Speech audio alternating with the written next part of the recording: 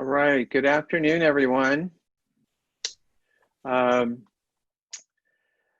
Good afternoon, everyone. Thank you for joining us for the September 6th Legislative Action Committee here in Cupertino.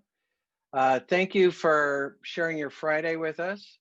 And we're gonna get right down to business and welcome our guest of honor, Congressman Ro Khanna.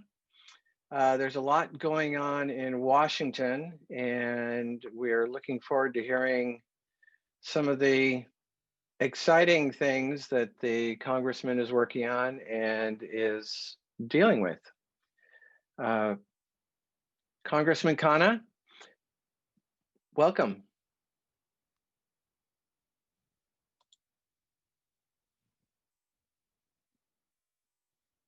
All right, let's see if we can virtually find the congressman. I see him in our control panel. All right. There we go. Congressman Khanna, welcome. Thank you for having me. Yeah, we understand you're busy, and Washington is on everyone's mind. So why don't we have you just start off and talk about what's on your plate? Well, obviously, I think all of us have been glued to following the results of the election, and it seems that Joe Biden and Kamala Harris will be our president-elect and vice president-elect. I think that's great for California in particular to have a Californian in the administration. Our focus, we just had a call with the speaker yesterday and talking today, our focus has got to be delivering relief for the American people and a stimulus. Obviously, we were unable to come to a deal before the election. I had called publicly to say that we should make a deal, that back then 1.8 trillion was on the table. I thought that was actually within the ballpark, and we should have gotten the relief to people in our district. I mean, someone was telling me there was a food bank in Cupertino at one of the middle schools, and the line was the longest they had ever seen. And Second Harvest Food Bank has said that the demands on them have been extraordinary. So there are people hurting in our area, as everyone knows. There are people who can't make rent. There are people whose small businesses are going under. Restaurants are fearful, especially as we approach the winter months, and outdoor options are going to become harder. So my priority is first getting a stimulus bill passed.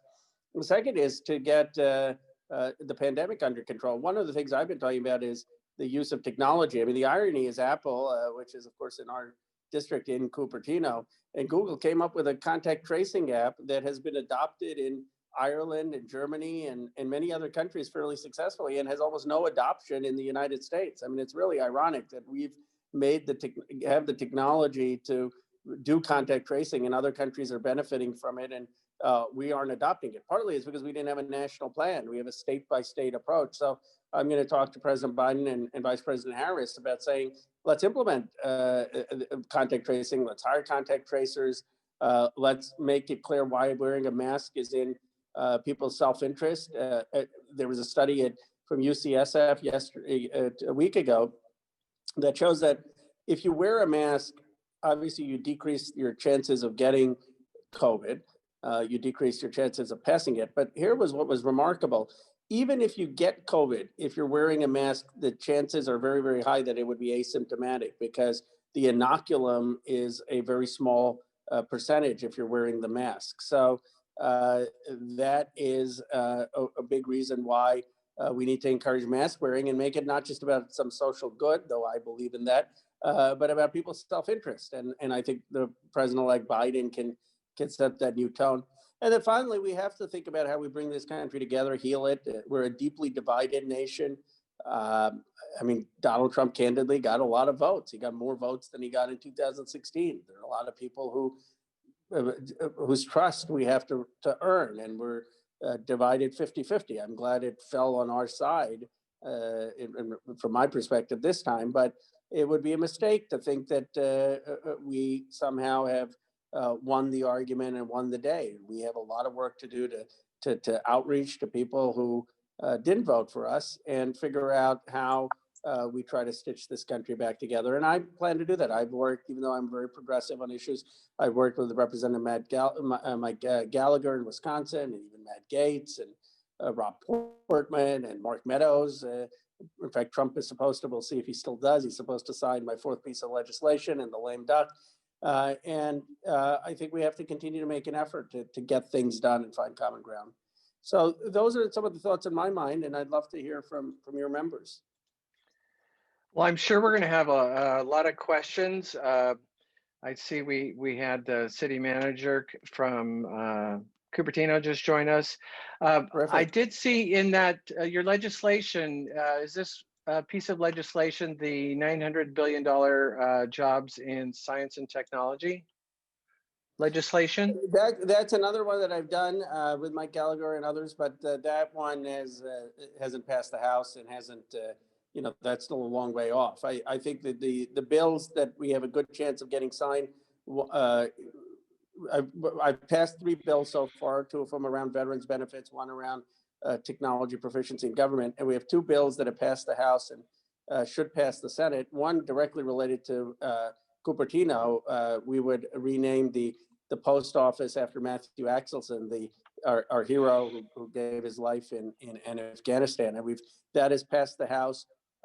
It has support of Feinstein and Harris in the Senate, and they're working on a deal in the Senate to try to get 24 of these post office bills through. So hopefully we will have that, and that's of direct relevance to Cupertino. And then I have a bill that would take how is it that Apple and Google and all these companies have extraordinary user design and our federal agencies don't? So Rob Portman and I have a bill that would require the federal government to have that same kind of proficiency, and that's passed the House. It's going to pass the Senate, and hopefully the president signs it.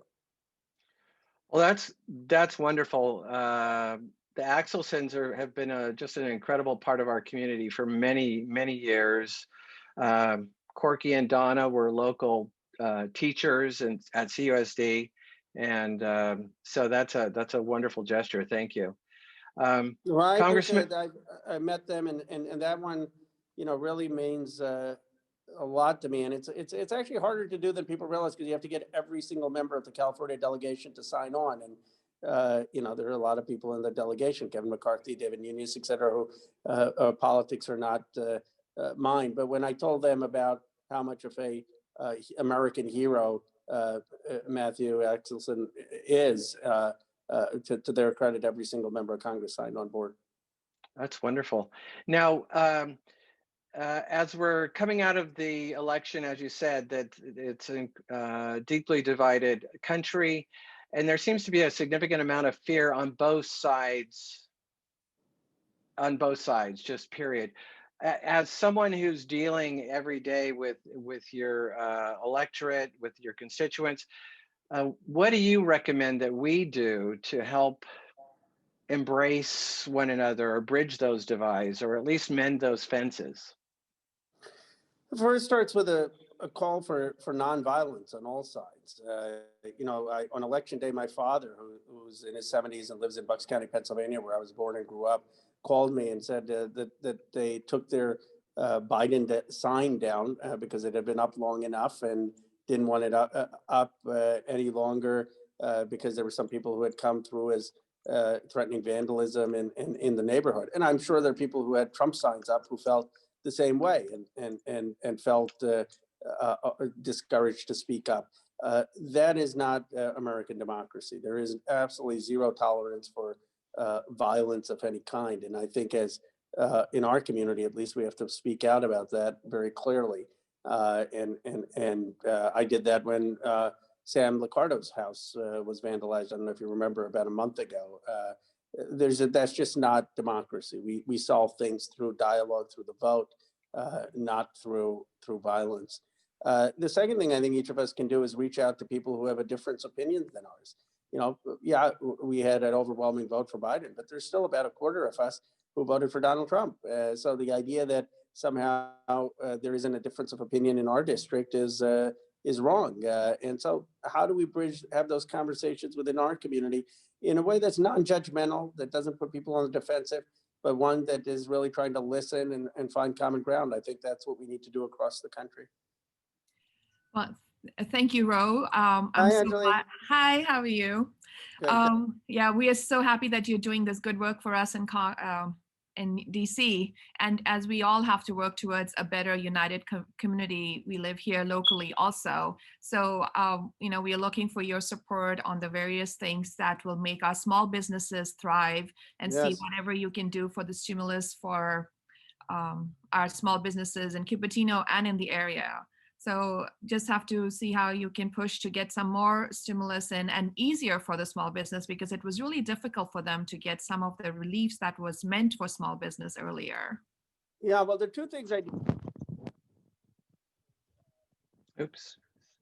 related to startups. I mean, startup excluded from the stimulus bill because they just don't understand the startup community in Silicon Valley. And they had a rule that if a startup got funding from a VC, that it would have to consider all of the startups that VC was funding, all of the employees in any startup that the VC had funded as part of their employees.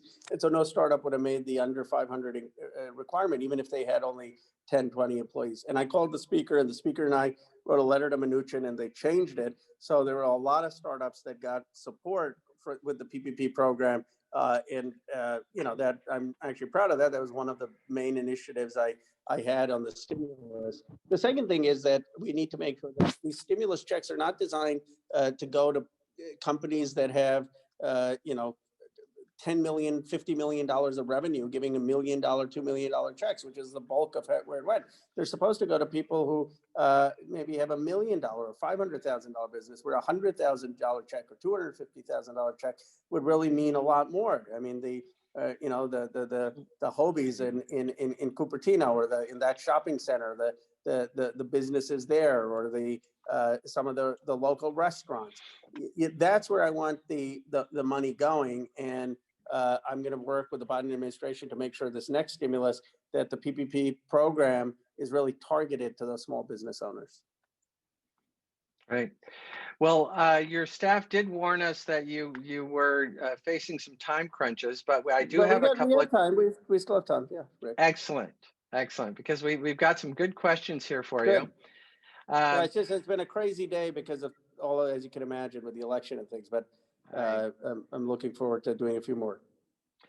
Are there any legislative developments in the offing to make internet companies more accountable to businesses for third-party online content, such as harassment and defamation, and/or give businesses the right to opt out of review platforms such as Yelp? Yes.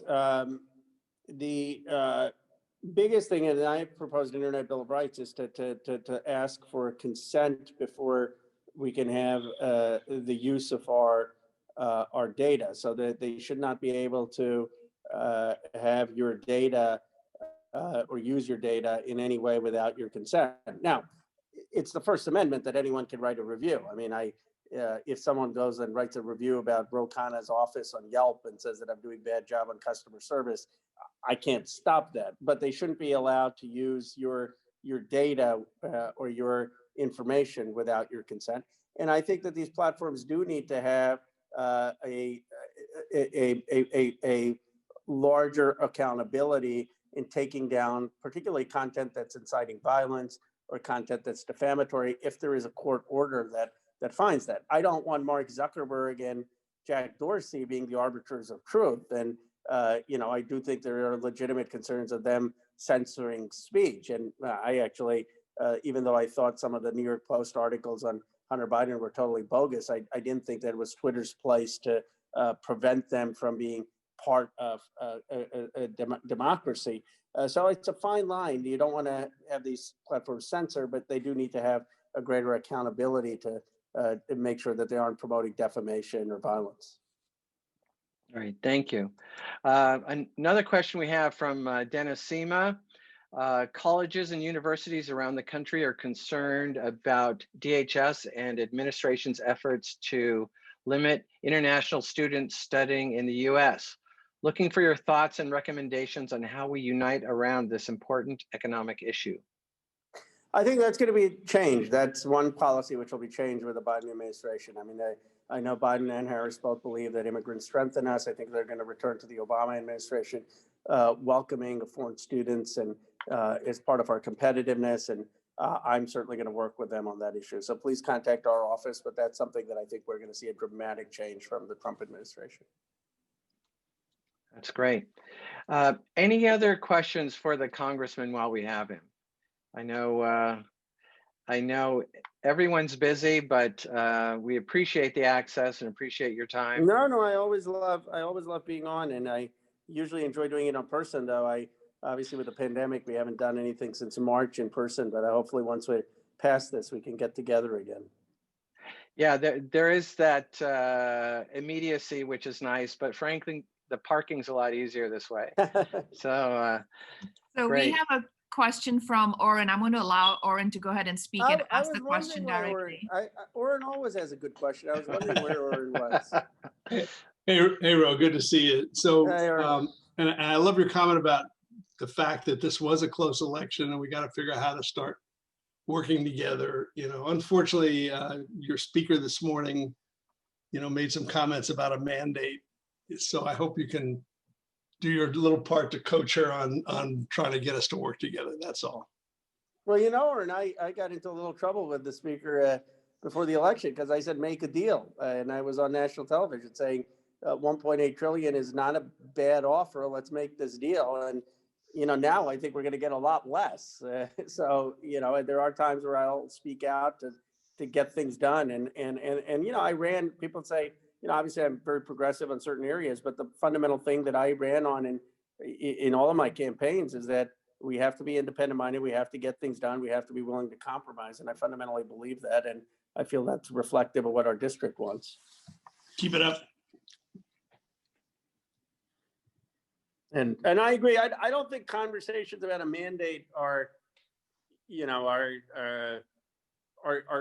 useful in that, FDR had a mandate. He swept in with the House and the Senate. Reagan, even Reagan had a tough year to deal with a Democratic Congress. But a mandate is not proclaimed. It's kind of like Trump saying, "Okay, we claim Georgia and Pennsylvania." You don't get to say what you want or whether you have a mandate. A mandate is earned, and that means, okay, if we can show that there's a policy that can get 10 Republican senators to vote with us and get the votes, fine. But you can't just proclaim it. The question is, what policies can we actually get done? And what's unacceptable in my view is to say, okay, we're just going to have gridlock because the other party has the Senate and we have the House and we're not going to find it. Well, thank Great. you. Thank you, Oren. Last question, and perhaps one of the most pertinent, is from the League of Women Voters, Marianne Shovlin. What protections are there against the current administration subverting the election process?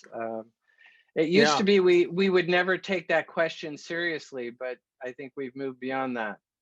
Absolutely. And by the way, if you give me a personal moment, I just wanted to mention that Hung Wei is on the call, and I am so proud and happy that she's gotten elected. I mean, she has such an incredible story and obviously overcome so much in her personal life and given so much to the community.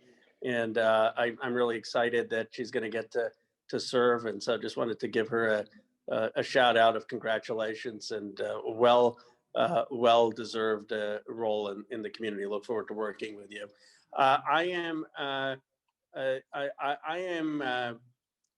less concerned about the election obstruction, maybe not totally in the clear, but it's one thing. I think it would have been a real issue if this had come down to one state, and if you had the entire election hinging on Pennsylvania or the entire election hinging on Georgia. I think given the trends, we'll have to see with Arizona, but if Arizona comes out for Biden and Trump is down 3 states, I think it becomes very hard for him to try to go to the courts and disqualify enough ballots. And I think Pennsylvania's margin is going to be beyond the late arriving ballots. So even if the court were to say any ballots received after Election Day, I don't think it'll be overturning the results. So what the last option reserved for him is, well, let's go to the state legislatures and try to get them to certify me. I mean, technically they could vote for Oregon. I mean, they're not bound by technically by the popular vote. But the idea that you're going to have state Republican legislators doing that, I think, is highly unlikely. And I don't think the Republicans are going to want to risk their own majority in the Senate or the gains they made in the House to go down that line. So what I'm more concerned about is that he may go around the country delegitimizing the process, making Biden seem like an illegitimate president and further dividing this country. And I've got to be honest with you, I didn't think he would get as many votes as he did. And anyone being honest on the Democratic side should probably didn't think so either. I mean, he got more votes, let's just be very clear.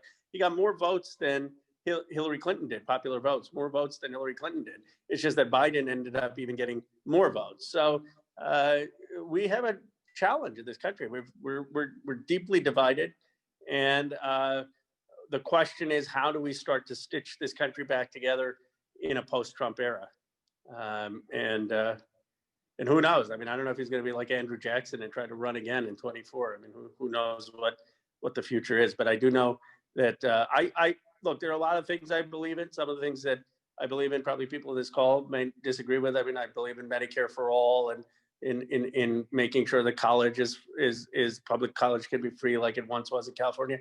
And I'm going to fight for those things. But I think my highest responsibility, my highest duty at this point in Congress is to see how we can find some common ground in the country, how we can bring people together, how we can lessen the polarization, how we can make sure that this country is a great democracy for my kids and the democracy I remember growing up in Bucks County, Pennsylvania, where the idea of violence and recrimination would never have even been possible. And so that's my commitment to you. And I look forward to your feedback. Is I'm going to really try to reach across the aisle, to work with colleagues, to listen to people, and to do my small part in trying to bridge the divides in this country. Great. Well, thank you very much. I think that's all we have for now. So thank you for your time, and keep up the good work.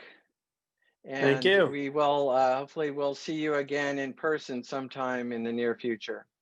Thank you. Thank you for all you do for the community. I really appreciate it, and particularly what you've done in a time where so many of our small businesses and restaurants and medium-sized businesses are hurting.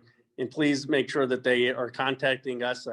We may have a little bit more sway now that there's a new administration, and at least trying to get them in front of the right agencies and the help they need. Super. Thank you so much, Thank Congressman. You. All Thank right. you.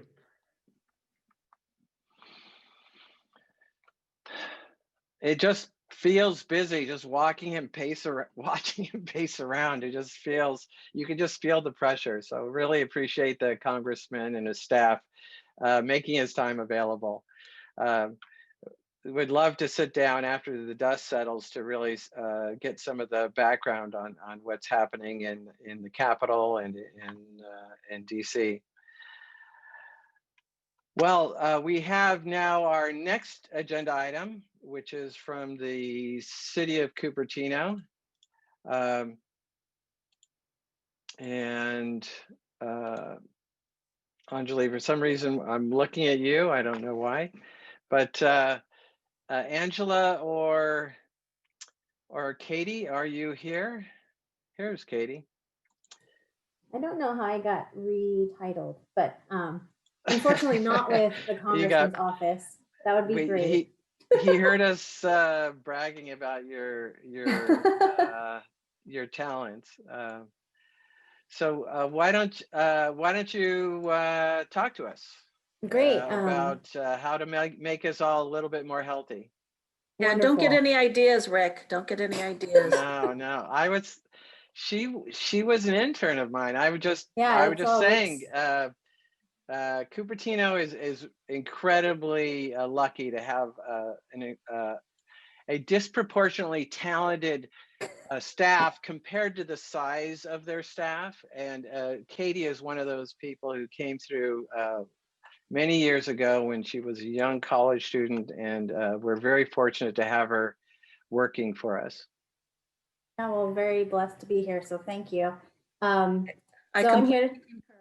Oh, go ahead, Deb. I was just interrupting to concur and make sure you don't get any ideas either. No, I'm very happy. So I am Katie Nomura. I'm the assistant to the wonderful Deb Fang in the city manager's office. And I'm here to talk to you about reducing exposure to secondhand smoke. Let me share my presentation.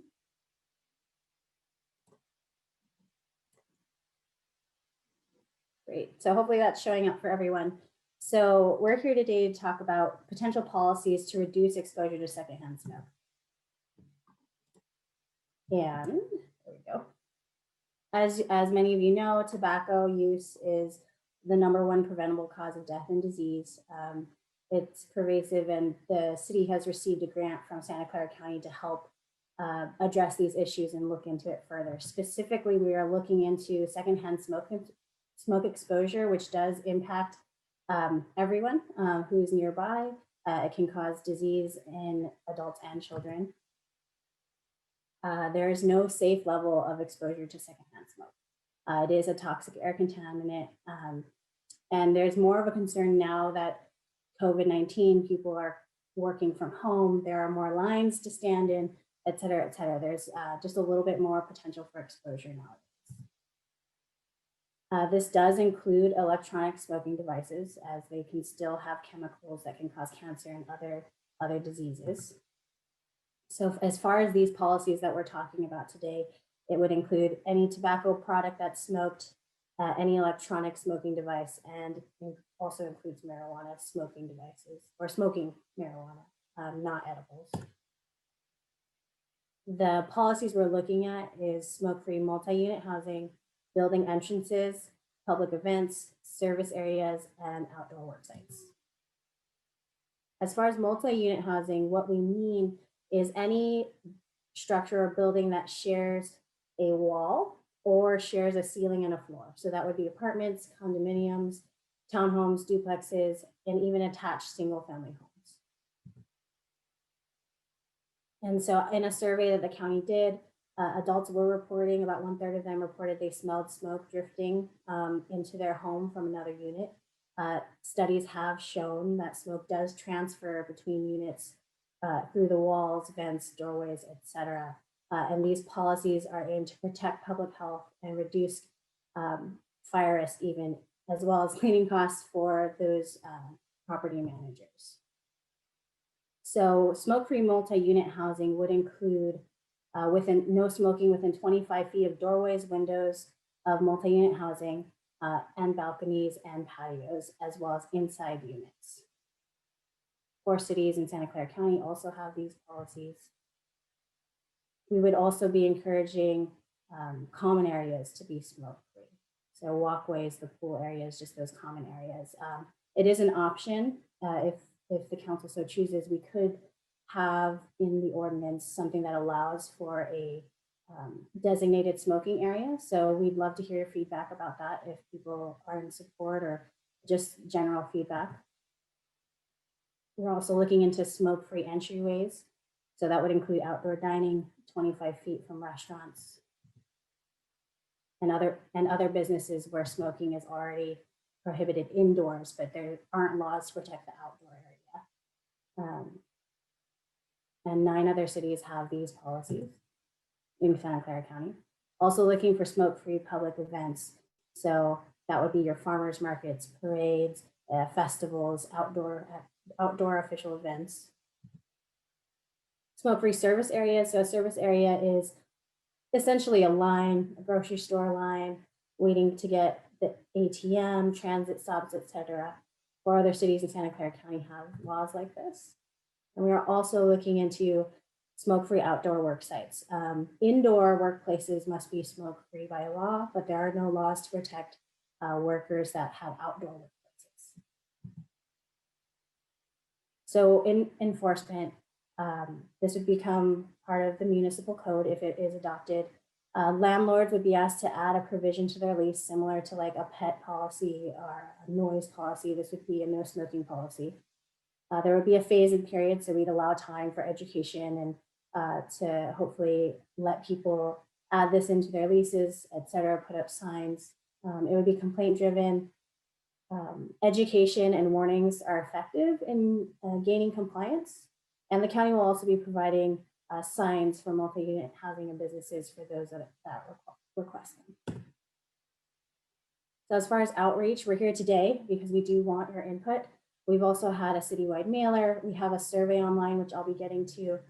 This has also gone out in Angela's BizBuzz newsletter. We've also reached out to our stakeholders like farmers markets, HOAs, and property managers with information. So we're interested in your input. So if you or you want to pass this on to anyone else, we have a survey open at opentownhall.com/9800. And we also have a community meeting next week on November 10th at 11 a.m. To either register for that webinar, find the link again for the survey, or just for more general information or to sign up for email notifications, you can go to cupertino.org/. So thank you for your time, and I'm here for any questions or just general feedback if you'd like to offer it. Sure. Well, people, I don't see any questions quite yet, but it looks like there are 3 or 4 cities that are currently already implementing what you've described. What are those cities, or which are those cities? Yes, Sunnyvale, Palo Alto, Los Gatos, and the county of Santa Clara, as well as the city of Santa Clara as of last year, actually just passed these. Okay, so this isn't tip of the spear. This is something We're not that's the already. first, but it is something that's being worked on regionally. I believe that San Jose and Milpitas are currently looking at these policies as well. Okay, great. Let's see, questions for Katie. I don't see any right out. So one question we have from John Tang is, have you received any input or questions from residents about this issue? So the county the County Department of Public Health has been receiving some complaints, particularly in the multi-unit housing situations, which is why they're asking cities to partner and actually exploring these issues. So yes, it has been something that we have heard about. Okay. You said there's surveys going out or yes, questions? Okay. Mm-hmm. Could you repeat that address again, just so people catch that? So the easy one is cupertino.org/smoking. That'll have the website with information, the link to the survey, and how to register for our community meeting if you'd like to have more of this presentation. But the actual link for the survey is opentownhall.com/9800. And I think I can put this in the chat. Now, I seem to recall back when my kids were younger that there already is a ban of this sort in and around all public schools. I believe that's true. So that might be the case. I'd have to double so check I don't think this is new for any of our local educational institutions. Well, great. Well, thank you. Cupertino.org/smoking. Yes. Not annoyingsmoker.com or no, I'm kidding. Okay. And will the city enforce these regulations, or how will these be enforced? Great question. So the city generally will enforce these on a complaint basis. So if someone is having an issue, we will come out to investigate. However, what we've what other cities have found is with education and even the landlord coming in and saying, hey, that's not allowed, or just educating the person tends to work pretty well. And it is oftentimes self-regulating, but we will definitely come out if needed. Okay. So is that code enforcement Yes. or, okay, all right, great. Well, super. Any other questions while we have Katie? Seeing none. Thank you, Katie, for the Thank time. you. When do you expect this to go to the city council? We are estimating that it may go to council in early next year, so possibly February timeframe. But again, if you'd like to sign up for our e-notification at cupertino.org/smoking, we will be sending out emails when that's been agendized. Okay, great. Thank Okay, you thank so you. much. Thank you, Katie. And then for all of our attendees, you'll see the opentownhall.com 9800. That's in the chat. You can copy that link. Well, great.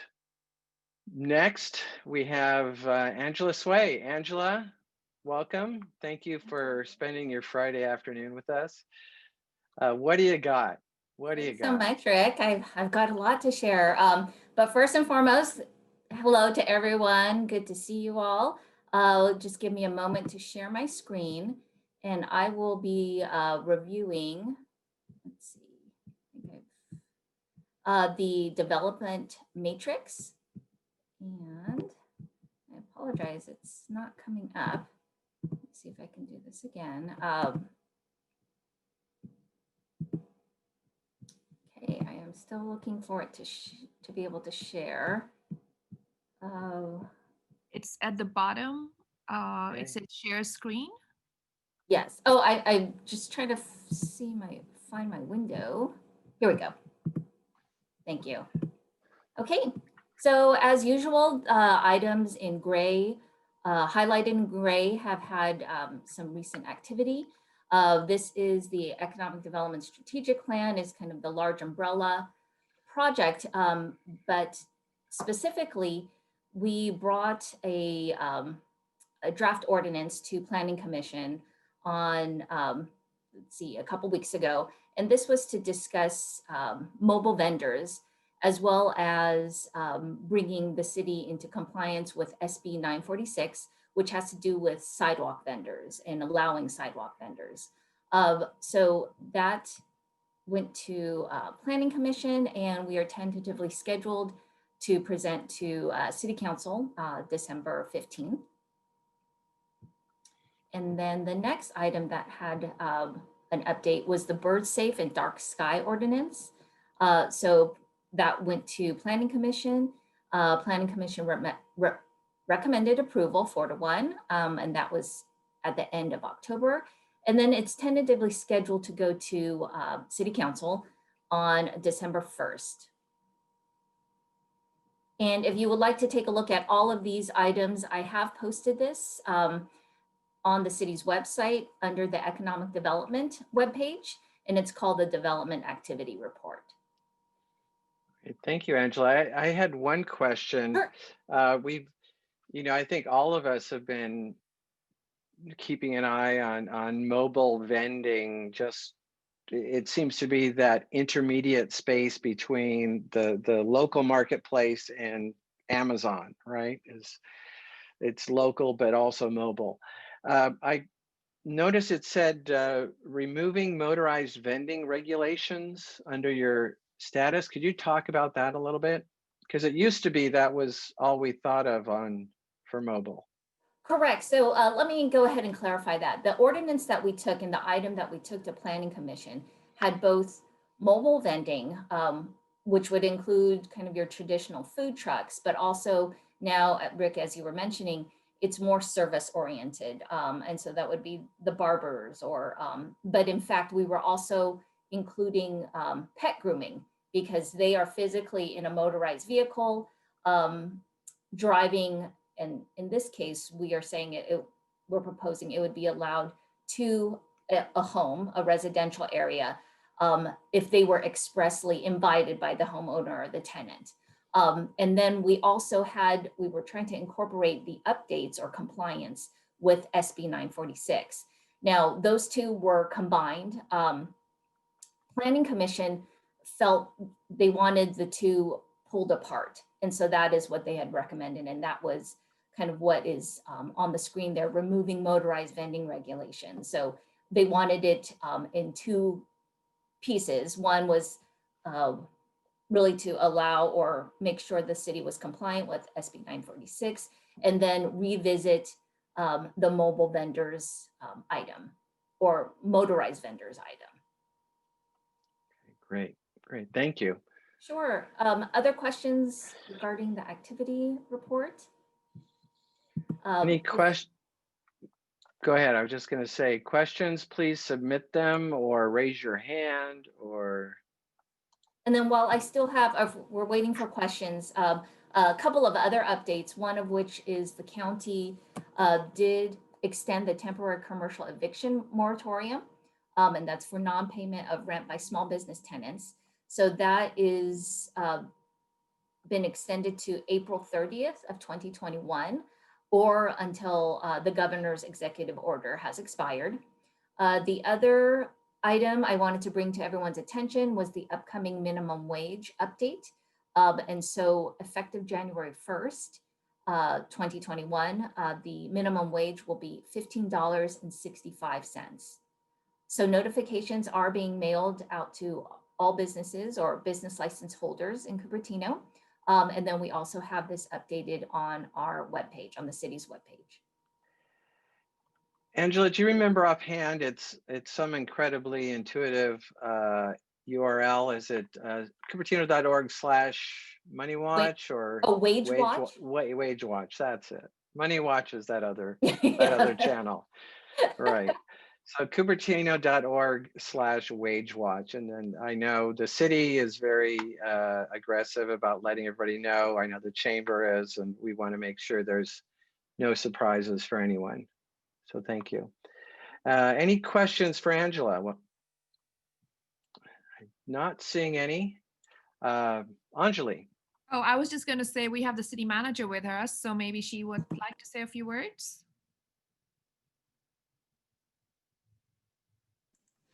I don't have really anything other than to say it's good to see everybody. I was not wanting to go political, but Roe being so positive and everything brings me a little bit of comfort.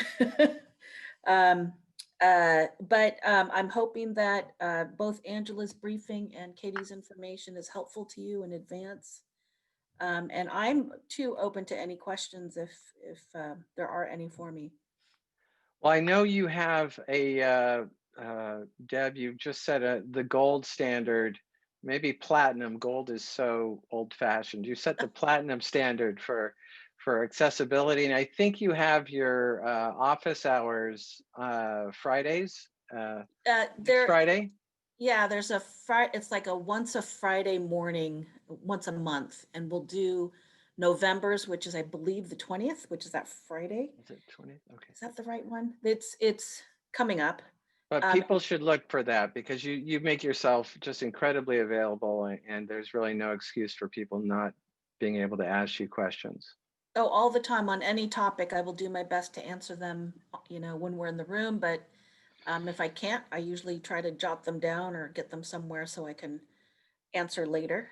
What is going on? I've just been like everybody else, watching both the local and the national elections, and trying to keep my head down about work. I will say, what came up we had a working meeting with Chamber a couple of weeks ago, and I know it doesn't look like we're trying to address the homeless encampment there on Wolf, a good portion of Wolf. It's on everybody's minds. I would fault myself for saying that it's a slow moving truck because I'm trying to do it the right way. It could set a nice precedent for how you deal with homeless encampments, particularly during shelter in place. So, I'm frustrated on one hand, but on the other hand, I feel like we're making little bits of progress. So I'm appreciative of everybody's patience. No, I appreciate it. It is people who are, without housing, and certainly that concentration is something that we all see, but I appreciate your thoughtfulness of dealing with that issue. Questions for Deb? It's a tough one, Rick. It is, but also from hearing from our contacts at the county, everyone agrees that you all have been doing everything appropriately and collaboratively. We're trying really hard. And I do think that at some point, once we're successful at addressing it, that sometime hopefully next year we can talk a little more regionally about how we more effectively address these things, and help people. Yeah, as well. Well, thank you, Deb. I think that's Anjali. I'm looking. I don't see any questions. Good. Comments. Any upcoming events or anything people want to talk about? Usually, at this part of our meeting, attendees, members can share upcoming events. I think Apple has some announcement coming up, but that's pretty well covered. Deb, while we have you, the election certification usually happens the first meeting in December, first council meeting in December. Do you expect that to still be the case? Actually, what I'm told, this is what normally happens since this is really my first local election. We'll have a regular council meeting on December 1st, which falls on a Tuesday.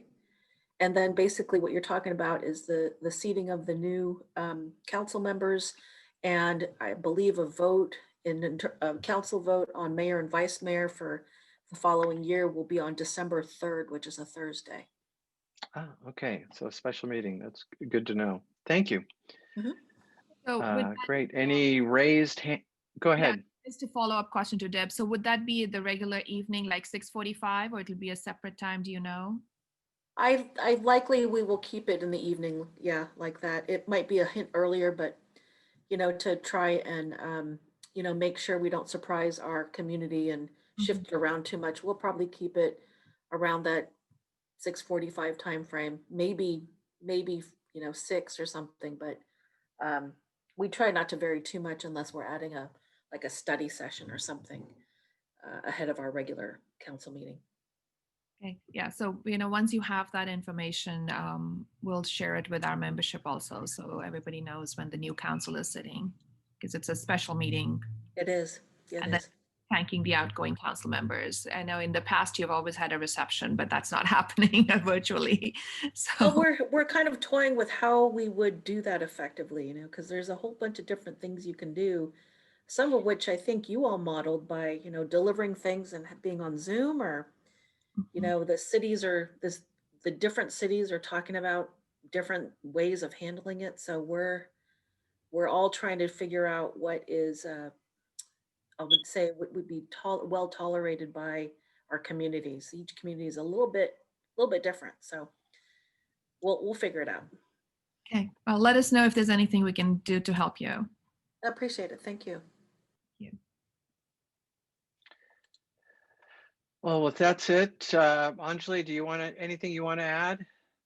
No, we covered most of it. We have just the holidays coming. We are doing a push for shop local, and we've been doing that, extra push through the chamber to encourage people to shop local as the holidays come through, and hopefully we'll get some of our local businesses have some more business. And we're doing a survey right now to see how many local businesses take gift cards or have ability to take gift cards, and we'll be able to come up with some kind of a program to help them do that during this holiday season if they are not able to do that currently. So with that, I think we can roll our closing video if you like, Greg. Yeah, go ahead. I just could say, encourage everyone to keep West Valley Community Services. I know Rotary is delivering turkeys for Thanksgiving, and they had what, 50% more than they have in the past, more requests for meals. So there's a great deal of need in our community, and appreciate everyone's support and participation.